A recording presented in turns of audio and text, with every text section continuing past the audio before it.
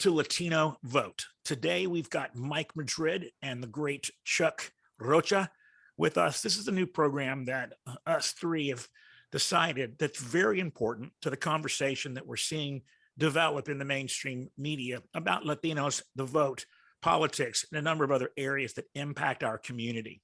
So we thought, what better way to start to explore some of these issues and drill down some of these issues than to really bring some of the smartest guys really in the country on these issues. Mike Madrid, as many people know from the Lincoln Project, was also steeped in politics for many years, worked with the W campaign, the Via Garosa campaigns. It's just, he'll forget more about this stuff than I'll ever know. But one of the smartest guys that I got a chance to meet when I was working, or as I worked on the Texas Hispanic Policy Foundation. Of course, Chuck Rocha, people know him from his media persona, but also know him as the brains behind the Bernie Sanders campaign most recently, but also has been working in politics in Texas and around the country for decades. And very, very bright guy. And one of the, again, the smartest people on his team that I've ever had a chance to speak with. So I thought, look, get some smart guys together, put them in a room. Let's talk about some issues. Gentlemen, welcome. Mike, how are you doing today, man? I'm doing great. I'm excited about this new project. Jason, obviously we've worked together throughout the years, but it was also great to meet and work with Chuck during the last presidential campaign cycle. I think we'd been, I was certainly an admirer of his from afar, never imagined in a million years we'd kind of be coordinating and talking the way that we do, but to kind of learn from some of the successes he's had. And also, the disagreements. I learned a lot too when it's not just policy disagreements, but it's tactical disagreements. And as this vote changes, as our community grows and expands, I think having a Republican approach and a Democrat approach to see how both sides do this differently is perfect at this moment in time, as both parties were learning they just don't get it. And we'll talk about that. But both parties do things right. We'll talk about that. But this question is going to kind of define the American experiment over the next 10, 15, 20 years. And I think it's pretty cool to see a couple of practitioners being able to get our hands dirty and talk and agree and disagree on it. Chuck, I don't see the hat today. Where's the cowboy? I've been trying to figure out how to make that hat fit with this headset, and either my head's too big or that hat ain't big enough. One of the two. But look, I want to echo what Mike said. As the old gray beard here, I've been around doing this a long time, and I'm excited to what I think of as being a part of history. I think what we're going to do over the next few weeks, and hopefully all the way through the election, is me and Jason and Mike is kind of dig deep into an issue that everybody loves to talk about from 30,000 feet. You see reporters talk about the Latino vote. You talk about our community. There's going to be lots of discussion about the Latino vote. Latino voters, as I would like to say, are going to probably determine who controls the House, who controls the Senate, and be a springboard into who controls the White House in 2024. Me and Mike have talked about doing this for a long time, and we kind of want to pull the curtain back and let people see how the sausage is made, and let people understand the nuances of our community, whether it's from the left, from the right, in the middle, to help a lot of people. We are open sourcing a podcast to let people understand what our community is about, what we are talking about, and the misconceptions that you see a lot of times in the mainstream media about what the Latino vote will be. We hope to pull that back with this podcast through several several episodes to talk about in depth what this community is going to be looking at as we get towards the midterm elections. Well, you certainly alluded to it in your opening comments, Chuck, and I want both of you guys to talk a little bit about this, but why does this matter, right? We've heard so long about the sleeping giant, and people have talked about the Hispanic vote being so important, and yet we didn't see any real impact. What's changed in the last, let's say, 3 election cycles that has now made this much more relevant and much more timely than what we saw just a few cycles ago? Well, for me, it's Latinos are coming of age. Back when me and Mike were young men, Latinos were a big part of LA. They were a big part of San Antonio. They were a big part of Miami and New York. What you've seen is this immense growth because the average age of a Latino in America is 26 and a half. So you've had all these young Latinos come of age, and guess what? Get married, start thinking about politics, becoming voters. Well, what you've seen up until about 10 years ago is neither party spending much time talking to those young Latinos. So Democrats took for granted, and we'll get into this in great detail, these older Mexicans like me who always voted for a Democrat, who were solid Democratic voters. But there's been a whole new group of people that have come of age with an overall population growth that's now made the community that much more powerful. And then when you add in Donald Trump and you add in Republicans actually making some effort to try to get that vote, and then the siphoning off of percentages of that vote to Republicans, where Latinos now are becoming a true persuasion universe, you couple that with the growth of the overall population and then how young we are coming of age, what you have there is the trifecta of a political monster that's literally walking down the street now, demanding to be seen, demanding to be heard, who don't really want to think about being taken for granted by either party and saying, we're here, come talk to us and let us know what you're going to do to help our lives be better. What do you think, Mike? You've been around the block. You've been in multiple campaigns across the country for the last 25 years or so. What's changed? Why is it different? Why is it more important and impactful today than it's ever been? Well, the math has changed. Right in 2020, Latino voters surpassed our African American brothers and sisters to become the second largest ethnic group, right behind whites. And as Chuck mentioned, as a decidedly younger demographic, literally every 30 seconds you're adding a new Latino to the voter rolls, at a time when the white population, the non-Hispanic white population, is aging out, and is passing away. I mean, candidly, we're in the middle of a demographic transformation that this country has never experienced before. In our lifetimes, and we're not that young, we've been at this for a little bit, but even in our lifetimes, we are going to see America become a non-white European majority country. And that pluralistic society, driven by the explosion in the Latino population, is going to test the boundaries of not only our American identity, but whether a truly pluralistic democracy, a multiracial democracy, can actually work. That is a question that no generation of Americans has ever had to answer. The share of the Black population has not increased since the 1920s, and there's no estimation that it will. But we use the kind of the framework, the black and white construct, to talk about race at a time when there's a lot of brown in the middle. There's literally a lot of us, joining the voter rolls. And as Chuck mentioned quite accurately, when we were younger, the Latino vote was a primary vote. How do you win in California? How do you win in Texas? How do you win in certain counties in Florida? Now it's become a general election strategy. How do you turn out Latino voters in Georgia? What does it mean for Maricopa County in Arizona? It took a couple of the most critical states, a couple of the most critical counties and regions to determine who the next president of the United States is going to be. To Chuck's point, the growth in where these very few competitive seats are going to be after redistricting are absolutely going to have a Latino voter component to it. You have to. And one of the really remarkable things is, up until really 2020, there was this conventional wisdom, which in politics is usually wrong, not often wrong, but usually wrong, that this was just going to be a base of support for Democratic voters. And so now Republicans are openly trying to figure out, what the hell do we do about that?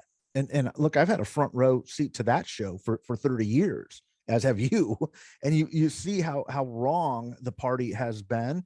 And most of this growth, and we'll talk a lot about this on the show, that is moving towards the right, isn't necessarily because the Republicans have a plan. It's happening despite their better efforts. And that's important to understand when you're trying to message and communicate and turn out Latino voters. And I'm still not convinced. And one of the things I'm excited about on this show is listening to Chuck and hearing Chuck, who's got a front row seat on the Democrats show side of the show, is I don't think they know what's going on, right? And there's just a handful of voices who were raising their hand saying, I can help here. There's a crisis coming, and there's just these structural institutional reliance on these older consultants who've been doing it for 30 years, who've never faced this question before, who are simply saying, if you just throw a couple more bucks at me, I can solve the problem by creating a bigger subsample, and it's really not that big of a difference in terms of voting behavior, and I've got it. And that did not work out in 2016 for the Democrats. It didn't work out in 2020 for the Democrats. It did not work in the 2014 midterms, where a lot of these same consultants were doing the same kind of work. And as as a Republican working with the party back in those days, to me, I was just going, you're just missing it. I don't even think you're playing the same game here. And it put me in a good position, because I was publicly saying these guys are way off, and they were in each one of those cycles. And I can tell you, I'm absolutely convinced the Democrats do not have that. They're doing more now earlier than I've ever seen before, but they're not aware of what's happening in a way that is going to staunch the bleed. And so this becomes more important as the vote gets bigger in more competitive areas. Let's talk about that, Chuck. I know you've got some thoughts on that. What are the consultants getting right about this constituency? What are they getting wrong? And really, to go back one step, we've been reading in the Wall Street Journal and the New York Times and all of the major news publications that there are areas around the country where Hispanics are trending to the right. I think the data suggests that there's some movement, a trend. I don't know if that exists yet. One, are they moving to the right? And two, is it a function of Democrats doing a bad job or Republicans doing a good job? Well, thanks for asking that question, because I think that you've owned something that might kind of set me up there for this softball, which is something me and him have fought on either side of the aisle. I think it's important for the listeners, and this is why we are doing this podcast, to understand and to kind of pull back and look underneath the hood of the Democrat or Republican machine and how the motor works. A lot of times, and my fiance tells this to me all the time, she goes, "You're out here griping about this consultant and that consultant. People don't even know what a consultant is or what their job is and what they relates to a campaign. They don't care. So it's irrelevant when you're on Twitter bitching about brown consultants matter when they don't know what the hell a brown consultant is." And I'm like, well, you probably have a good point. And what I want to make the point of, and what I think Jason, and I know what Mike's alluding to, is that you can have the greatest candidate in the world who's out talking to voters every day, dialing for dollars and trying to run a good ad, but he or she is relying on a very small group of professionals that call themselves consultants that are running a poll. Whoever that polling message and develops that polling message is the consultant, and sometimes has input from the campaign manager and the candidate. But I'll promise you, and Michael shake his head all day here, that pollster is driving the conversation on what he or she is seeing, to what questions are asked. And here's the most important, boys and girls, who that question is being asked to. Is there enough Latinos? Is there enough young people? What is a persuadable voter? Who are we targeting to get this information from? How are we reaching them? Is it a landline? Is it a cell phone? Is it over the computer? So much in our community starts with the wrong way polling is done, because they never get to actually talk to people who they then in turn want to get to persuade to vote for whatever candidate or position that is. In the Democratic side, I can't speak for Mike, I'm sure he will, there's almost zero Latino posters. There's almost zero Latinos at senior levels of polling firms who give cultural competency or try to make sure that they're reaching deep within a community to make sure that their voices are heard. So that's the first layer of consulting. And then you go ahead, Jason. Data, right? You're talking about data. data. And so you're talking, I know there's firms like Equus and Latino Decisions and those kinds of groups.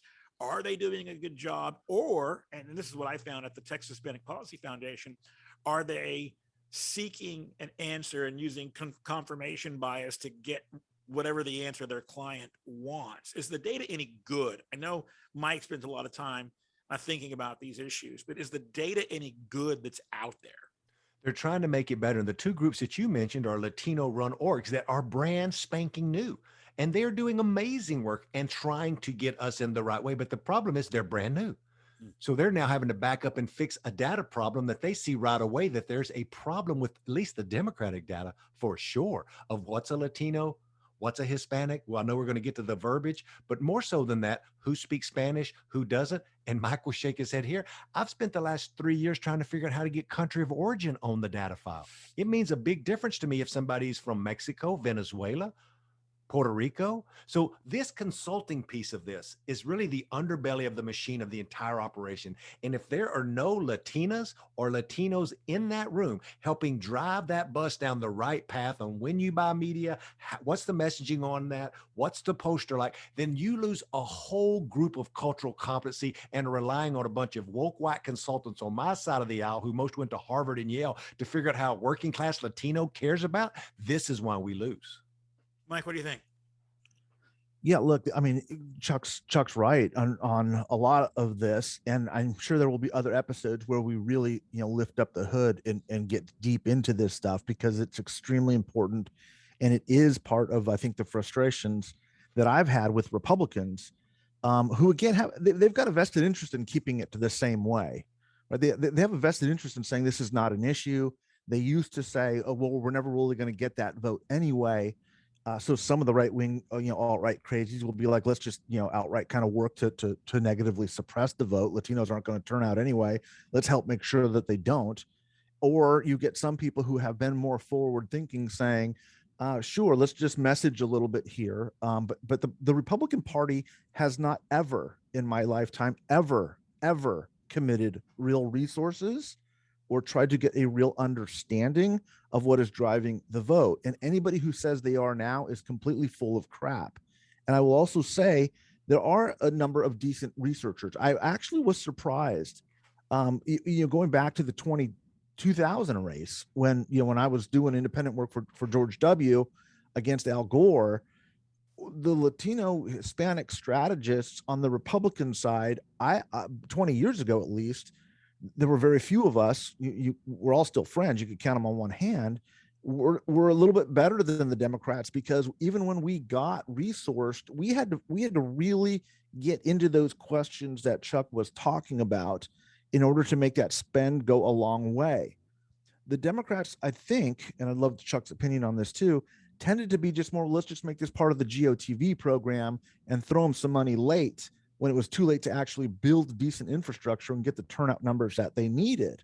So our job as Republicans has always been to try to steal 2 or 3 percentage points of the vote that was going to turn out. And the Democrats are always looking for a very robust turnout under the assumption, which up until recently proved to be pretty true, that they could get 80% of the Hispanic Latino vote wherever they were running campaigns. The data is going to get increasingly more complicated. And what I will say is there are a number of Latino firms, very new, that are doing this. A lot of them, I think, have, and I've been very critical. I'm not going to mention names, but there are a lot of firms that have been advising Democratic campaigns at the very top of the ticket that I was publicly saying, this is wrong. This is really bad data. You're heading down the wrong road. And if you think this is going to work, you're wrong. And there were, in 2014, again, Democrats had it completely wrong. In 2016, I was the one, and Chuck was on the ground too, saying, Hillary's not as strong as you think she is. Bernie's going to make a run at this. You got the message matrix that he's working on. And honestly, this is what I'm really excited about talking with Chuck about too. And I've already tried to pick his brain a little bit, and it's like talking to the Wizard of Oz. He gives me just a little bit of time on this, but this is where his real value in American politics is. Chuck has done things that nobody else has ever done before by creating the right turnout operations on the ground.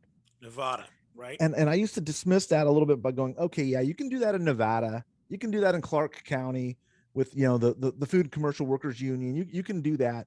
Wait till LA. Try and do that stuff in Southern California, brother. And then I'm going to put you on the top shelf with the good booze, right? And what happens is he does it. Bernie, you guys did it in multiple cycles. And at that point, I was like, okay, something's different here. This is not the normal Democratic campaign operation. They are doing something unique. They're doing something different. And I think that there's a lot that was compelling about those campaigns from a message standpoint, but no question, the investment in infrastructure on the ground quantifiably paid off. You can't debate it. It just happened. Yeah, Chuck and I think we're going to learn quite a bit from that. Chuck broke the mold. If you haven't read his book, Deal Bernie, and I have a couple of times, it really goes into some detail about what you did first in Nevada, but that was a long time coming. That you had been preparing for that moment for a long time in other campaigns. Give us a quick snapshot of what was different, how you changed really the way that we campaign to Latinos in different parts of the country.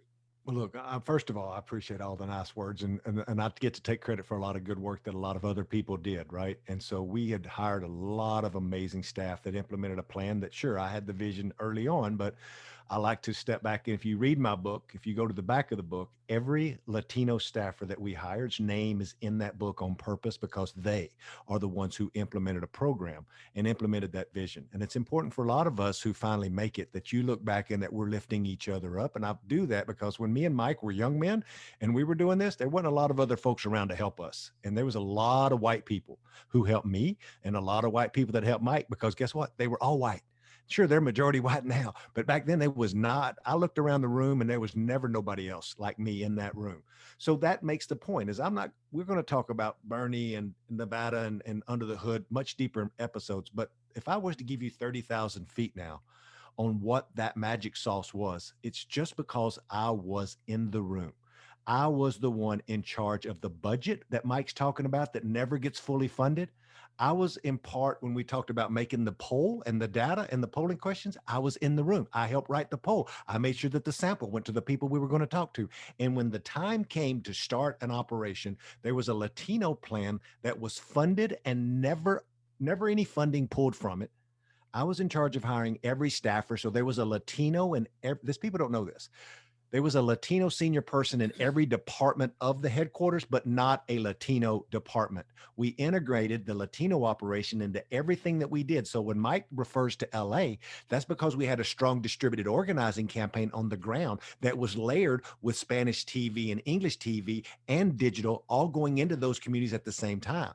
What happens with Democrats a lot of times, we do one of those things. We go run the Univision ad that's done, or we just like, oh, we're just going to do field and we're going to knock on doors the last 2 weeks. We had done that and built that over a long period of time, fully funded it, and then hired people from the community to work in that community. So most of you at home who've done politics for more than 30 minutes is like, well, what Chuck is talking about is pretty basic. You're hiring from the community. You make sure you start early. You make sure it's fully funded. Well, girls and boys, if you work in politics at the level me and Mike do and Jason, you'll know that that's not the norm. And it's not normal for one of us to be in that room. And I was honored to be in that room. And in my book, I talk about being offered the campaign manager job for Bernie and about what it meant for me to have to turn that down and position myself to make sure I could implement all these other pieces. And it was at that point I realized the power that I had and the responsibility. So when we did our first paid communication in Iowa, I made sure it was in Spanish. People thought it was crazy, and it was a little crazy, but you know what? I did it so I could say it had been done. So when somebody else comes before me, they can show that something had worked, and it's a lot easier for them to get it done. Have you found since then that candidates at all levels, but really the level you guys play at is national and above, are they now saying, and we got to hire somebody like Chuck, we got to hire somebody like Mike, we got to hire somebody that's not only knowledgeable but comes from the community? Is that happening? It's not in a meaningful way.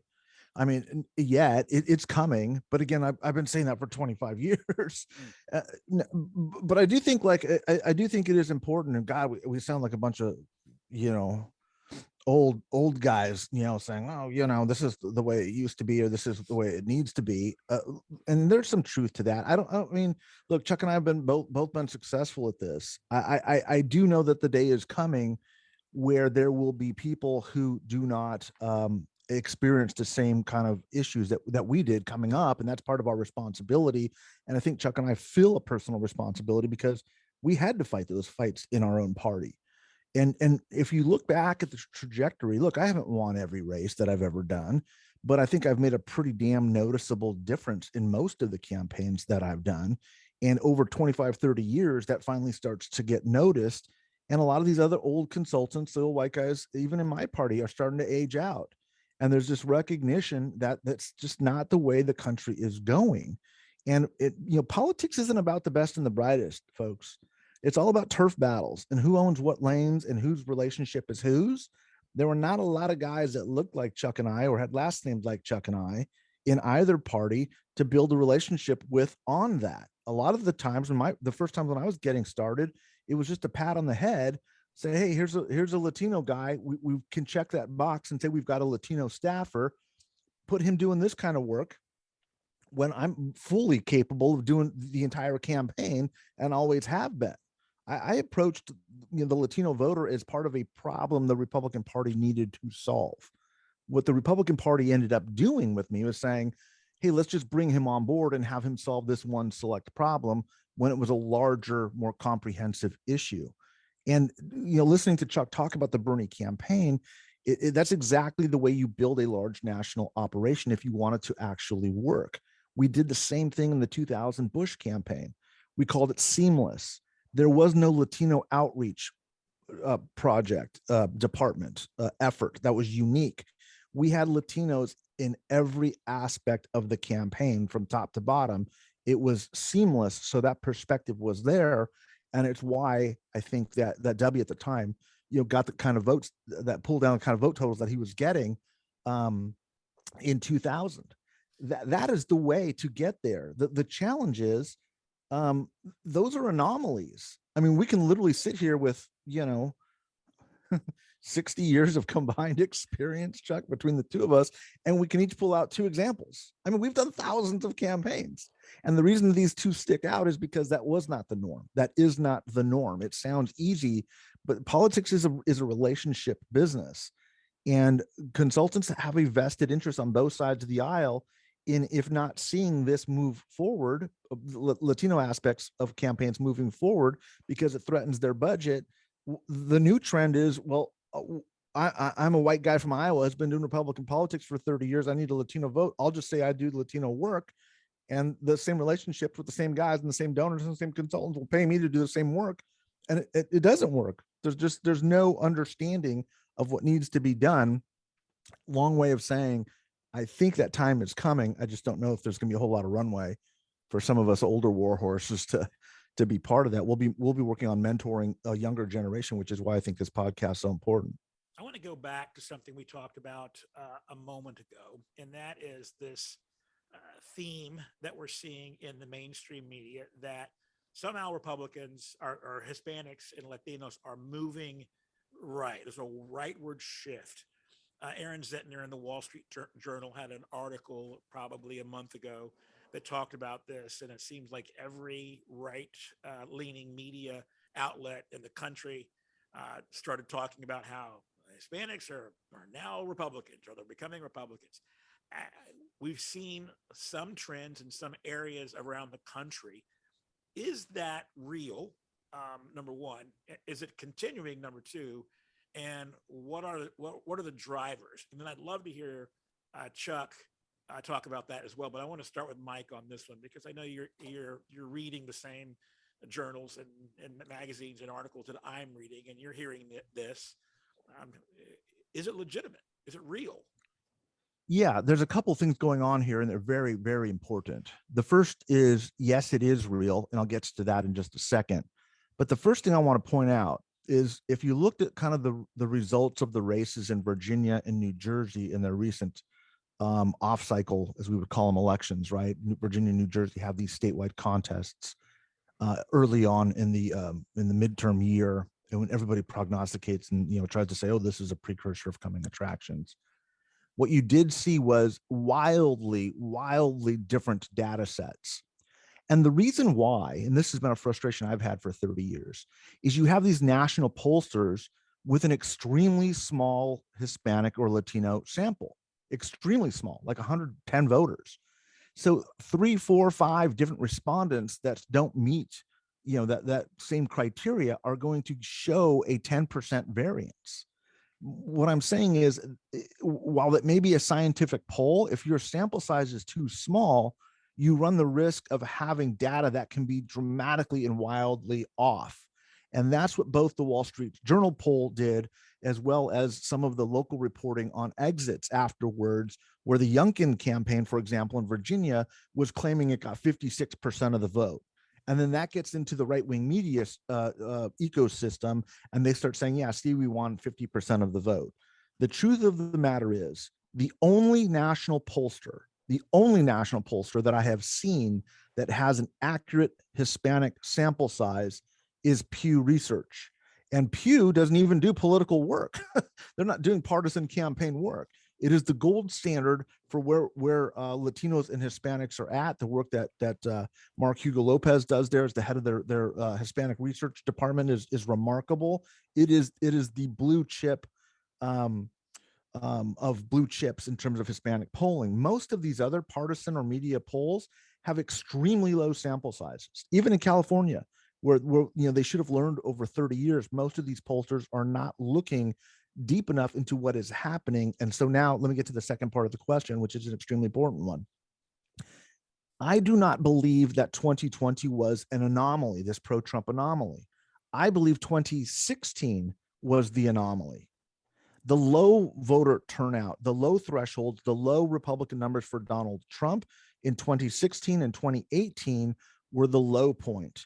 The 2020 numbers and now the midterm numbers that we saw in Virginia are a much more accurate reflection. And here is why. If you look at the high watermark for when Democrats nationally got their highest levels of Latino supports, it was in 2012 with Barack Obama getting 75% of the vote. Hillary drops down to the mid-low 60s. Biden drops even further to 59%. Okay. And here's where it gets a little bit wonky, but extremely important to understand. The overwhelming majority of Hispanic voters live in California. The vote percentages in California have not changed in 25, 28 years. They sit at 75%. Why is that important? It's important because if you get 75% of the largest chunk of voters in one state, which isn't competitive, in 2012 and in 2020, but your vote share drops by about 20 points, you have a massive, massive problem outside of California. And that's what's happening. And nobody has seen this yet. The Democrats haven't quite figured it out. Eckes Research did some early, research that was showing, hey, wait, there's this big problem. This rightward shift is happening. And you can see it in the precinct results too. It's not just Cubans in Miami-Dade. It's not just Mexicanos in the Rio Grande. It is outside of California and Arizona. It is a significant shift, and it is largely, I would argue, a very predictable trend line and pattern of every ethnic group that has arrived here for economic reasons over the last 150 years. I do not think it's an anomaly. It is very predictable if you're able to step back and see what's going on. I've been saying it's coming for 30 years. The result of California being an anomaly, I think, are over because the vote, as Chuck said in the intro, is getting so big. This movement, however gradual, is likely to continue for the foreseeable future, probably in a 15, 20-year trend line. I want to hear Chuck's thoughts on this. I know you're chomping at the bit to either push back or talk about how you win some of these folks back. Chuck, thoughts? Well, I agree and I disagree. I mean, I think that even my disagreement is just, I think, based off of my thoughts on the trend. And I agree with Mike on the numbers just don't lie. And what Mike has said about the numbers are just facts. Lies. I mean, you can have a lot of people on TV telling you, as soon as somebody says, I think numbers don't lie on turnout. Numbers don't lie on who actually went and voted. To Mike's point, I want to just talk about the end of the question, Mike, is are they moving right and why? Think about what I said when I began my comments about how young we are and coming of age. So you have this group of immigrants over the last 100 years that Mike talk about from all different places. And they come here for a better life. Most of them are the first generation. They are workers. They don't go to college. They just work. They're construction workers. They're gardeners. But then their kids work. And some of them go to college. Most of them don't go to college. And so you have this whole group of people that are true blue collar workers. They just work, right? And they really work just so they can help. And this is why education always pops higher for Latinos, for all of you scoring at home, because that's our ladder to a different life of why we immigrated, or why my mama or mama or grandparents or abuelo immigrated to begin with. It's all about that education to get to that middle class rung. All right. Now, over this same time period of the last 10, 12, 15 years, Democrats lost the messaging arc of we are the party of the worker. I just finished an op-ed that wasn't published, that the reason I became a Democrat working in a local union in East Texas is because my local union president, John Nash, said, Chuck, we're all Democrats here because Democrats represent the workers and Republicans represent the supervisors. And that just stuck with me, right? Well, that was what the Democratic Party was in the 90s, or at least that was what they were portraying. They were Dick Gephardt, anti-trade, blue collar, UAW, steel workers, and people who worked with their hands and had calluses. And what we've allowed the Republicans to do is to capture some of our narrative and to be able to then start spending money in the community that they never used to spend to even try to compete. To Mike's point, they still do a half-assed job at it, and they ain't doing it very well, but at least they're trying. That's more than they used to do. And at the same time, Democrats aren't spending money early. Research we did after the last election in Miami-Dade and in the Valley showed that the Democrats didn't. Some of that was due to COVID and stuff, and there's all kinds of nuances to all of this. But the bottom line is, and we forget about this, that Latinos are blue-collar construction workers. They are workers that are working with their hands to build things. They are working in the supermarkets. Like, they just rely on work, and that work, community, and probably their church is what binds them together. And Republicans smartly have figured out a way to interject themselves into pieces of that, to take 2%, 3%, 4%. And then you have a Donald Trump who's talking about drain the swamp, who's talking about, empowering people, even though a lot of that was crazy talk and just talk. If he's the only one having that conversation and has a bullhorn, and Democrats are not there to compete for that message of economic populism, then you get the results over time and the trends that I think Mike's describing. Gentlemen, I want to end on that note. We will have a number of other opportunities to talk about races and other issues that we care about. And so thank you both for your time today. Thank you for your insight. This is, for me, it's fascinating. I'm in college again, and I'm hearing from my professors. So I'm really enjoying this, and look forward to hearing more from you on our next episode. Join us again next time on Latino Vote with Mike Madrid and Chuck Rocha. Thanks very much, and we'll talk to you next week.